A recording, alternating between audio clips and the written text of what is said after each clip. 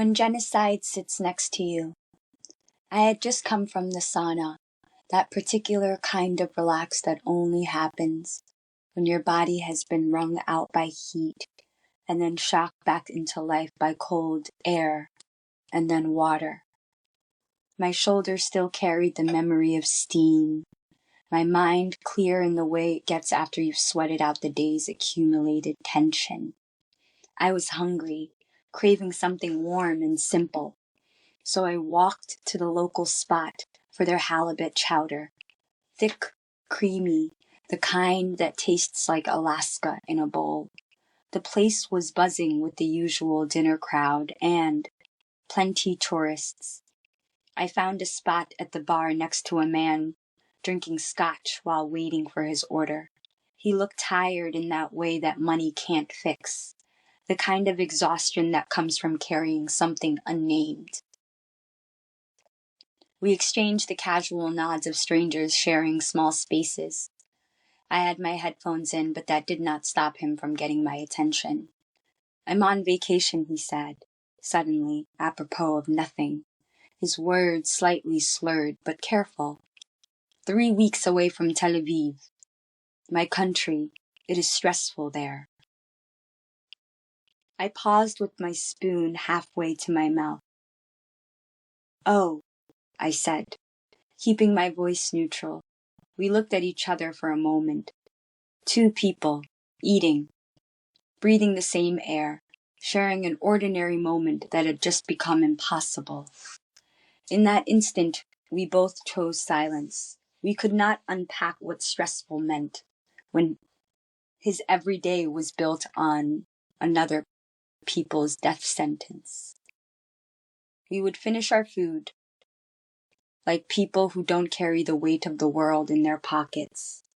I thought about my Palestinian poet friend, writing from Gaza, about shadows having people behind them, about meeting before dawn to trade notes on which direction the moon rested, about writing simply to feel, to stay, to hold still the river that rushes through her. Here I was, eating chowder. There he was, numbing himself with scotch.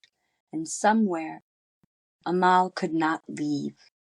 The geometry doesn't work. The moral physics are warped. I spend my weeks writing letters about survival and resilience to someone being systemically starved and bombed, while sitting 3 feet from a man drinking on the proceeds that same starvation and bombing. His vacation exists because she can't have one. His stress is her extermination. This is what I mean when I say we're focused on the wrong sides. SIDES. While people endlessly debate the complexity of the Middle East, the grievances of both sides, the killing continues. We argue about language and positioning while bombs fall. We police words while pipelines are built. We curate perfect statements while lives are erased. The man beside me embodies this perfectly, able to treat Gaza as background noise because the discourse allows him to, because sides, SIDES, thinking fragments our ability to see genocide for what it is. His mind has been colonized by narratives that make Palestinian suffering invisible, that turn ethnic cleansing into little more than vacation stress. Meanwhile, Amal writes with what I can only call epistemological resistance, using words as a life force, sustaining meaning even under siege. Her letters carry knowledge that lives within people, not borrowed from external sources. She embodies the sacred work of holding on to cognitive sovereignty while being systemically targeted. This is the crisis of our moment. Not only the wars themselves, but our collective inability to see them clearly. My neighbor at the bar can afford to break reality into manageable pieces. His stress, his vacation, his normal life. Amal cannot. For her, survival leaves no time for theory. Liberation is not abstract. It is urgent, embodied, or it is nothing at all. What if we began from that truth?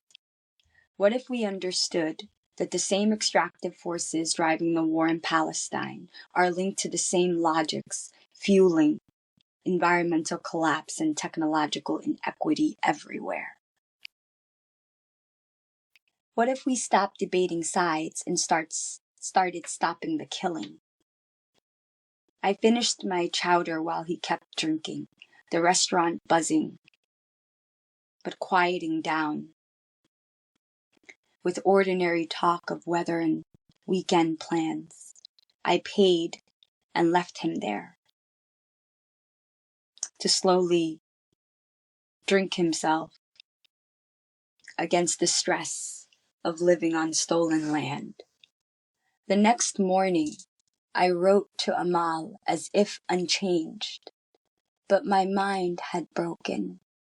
How do you carry that encounter into the sacred space of such a correspondence? How do you write about hope and light after sharing space with someone whose normal life requires others' suffering? The warped geometry of that moment stays with me. The impossible distance between his comfort and her suffering collapsed into the space between two bar stools. The way violence hides in the mundane, the way we're all expected to metabolize genocide and keep writing tender letters about holding on to light. But maybe the breaking is necessary. Maybe solidarity has to stop pretending. Maybe we need movements that don't. Fragile and frolic under pressure. That can hold complexity without losing urgency. That remember the sacred work. The question isn't which side to choose, or whether we are willing to do the harder work.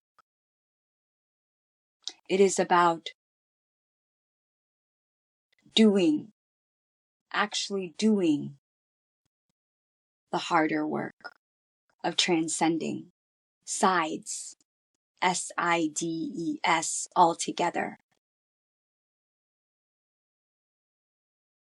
As we head toward confronting what is actually being destroyed. We cannot preserve something we cannot name. Whether we can build collective power that doesn't get distracted is up to how seriously we take sides. CIDES.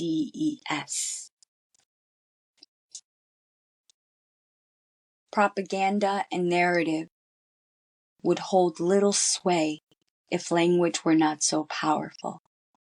Language matters. Yet how can we debate sides, SIDES, when genocides, suicides, epistemicides, infanticides surround us? It is both a dilution and a delusion of staggering proportions to deny the humanity of one people so another may thrive unapologetically. The mental gymnastics used to absolve ourselves of the horrors we witness daily are both astounding and profoundly disrespectful. Let us name things as they are, so the truth is not forced into the role of an accomplice.